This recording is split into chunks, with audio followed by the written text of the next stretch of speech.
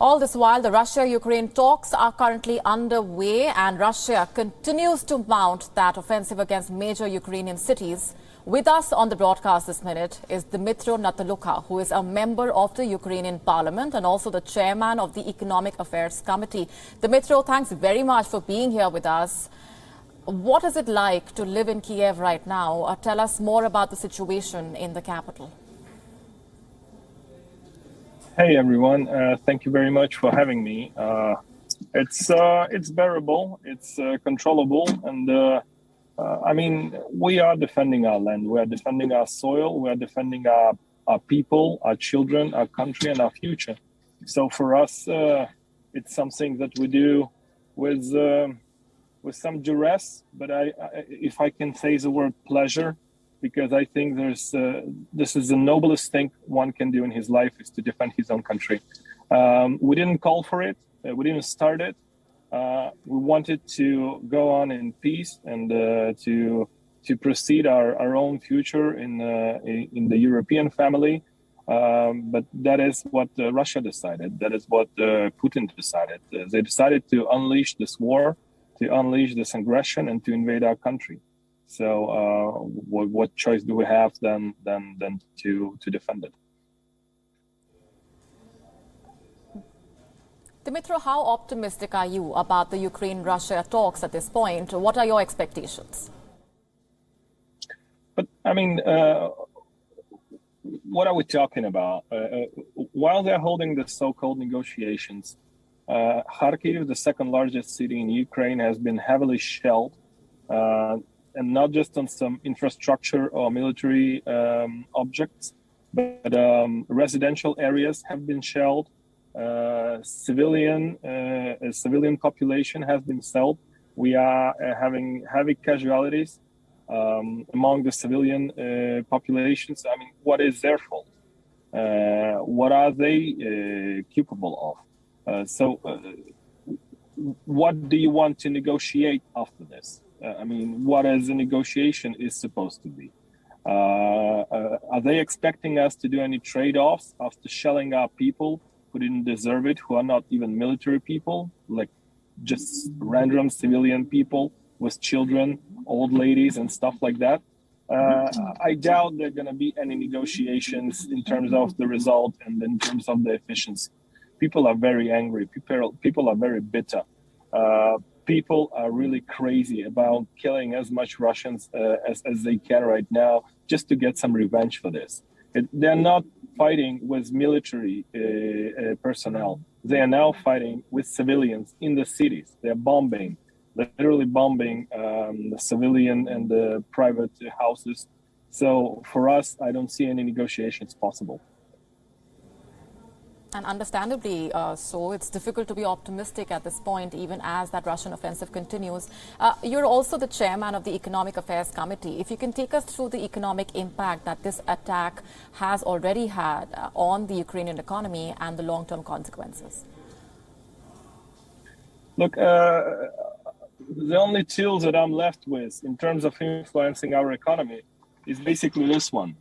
And I'm not really happy that I got into this position, but what else can I do? They are shelling and destroying all the critical infrastructure objects that Ukraine has in order to blow up all of the infrastructure of the country, in order to blow up all the industries, to blow up all the economy, and to make us even more and more dependable, as they think, in terms of the future negotiations and the future economic relationships. I mean, for us today, it's a matter of an existential threat. It's not about economy anymore. Even though I think that the National Bank and the Ministry of Economy are doing quite a good job in keeping the national currency up. They're doing quite a good job allowing people to withdraw deposits for the needs of the army. So if you're putting those deposits, you can send it. If you're putting those deposits directly to the army account, then you can do it. Basically, there's food in the markets. Some companies are running in every town. and the population is rather understandable of the situation. Nobody's panicking. Everybody who wanted to leave already left. Everybody else is engaged into some kind of activity, into some kind of resistance. Somebody's donating blood, somebody's preparing some sandwiches, somebody's literally fighting in the streets. So right now, I think it's us against them, and I think that the time is on our side. Right. How satisfied are you with the support from the West at this point? What could they have done differently? We have a huge amount of support, and of course, we are very thankful to our allies, to the countries that decided not to forsake us in this in this hours of horror. You know, nevertheless, I think that what we are lacking now still is a no-fly zone over Kiev, at least, if not over Ukraine. Some countries are supplying us with aircrafts, and that is a great story. We need boots on the ground. So if any country is able to recruit volunteers that would like to join Ukrainian army, they're welcome to do it. Welcome doing it. If any country would like to volunteer in terms of cyber warfare, and I know India is incredible in terms of cyber specialists, of IT guys. If you could help us and assist us in putting down the Russian National Bank, the Federal Security Agency, and everything else, you are more than welcome. Please join the anonymous movement. Please join Hackers Worldwide. India is also the country with one of the greatest armies in the world. And if you could supply us any armor, any heavy equipment, or any volunteers, as I said, you're more than welcome to do so. So economic sanctions are putting a huge press on Russia right now. But what we need is also boots on the ground here in Ukraine, cyber support, and we need some casks, some drones, some body armor, shells, guns, aircrafts, missiles, anything you can provide. Right. What would your message to the international community be at this point? My message is very simple, guys. It's a clash of ideologies. Back in the days, they were fighting like communism versus capitalism. This is all different now. What we are observing today is a crazy tyrant who is literally living in the 19th or 18th century with his methods and his approaches and his ideas. So this is a fight for freedom, as banal as it might seem, but this is a fight for the possibility and the right to choose your own destiny, to choose your own future, to be a civilized human being in this world and live without fear that tomorrow or today you might be deprived of everything you have.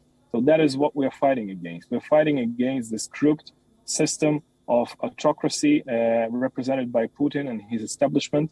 We are fighting against war criminals. We are fighting against a nation that is becoming a war criminal altogether. And I'm not afraid to say it. Russians, you are war criminals because you're not stopping it.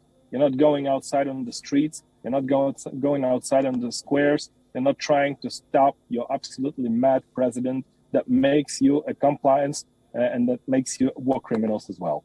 And my call to the world is please provide a no-flight zone, deprive Russia of SWIFT, and assist Ukrainians in their struggle for the freedom. Assist with everything you can. Thank you. Right. And the kind of fight that the Ukrainians have been waging against the Russian forces, civilians have been taking up arms, and you're holding a gun yourself as a member of parliament. What does that mean to you? It means that there are times when you can do your work by drafting laws, and there are times when you can do your work by holding a gun. Unfortunately, the second time has come. I'm not very happy about it, believe me, but this is something that you have to do if you want Ukraine to exist. So this is the situation in which we found ourselves today. Dmytro Natalukha, appreciate very much for joining us on the broadcast and sharing those insights and telling us more about what's happening on the ground. Stay safe. Thanks very much for speaking with us. Thank you. Bye. WION now available in your country. Download the app now. Get all the news on the move.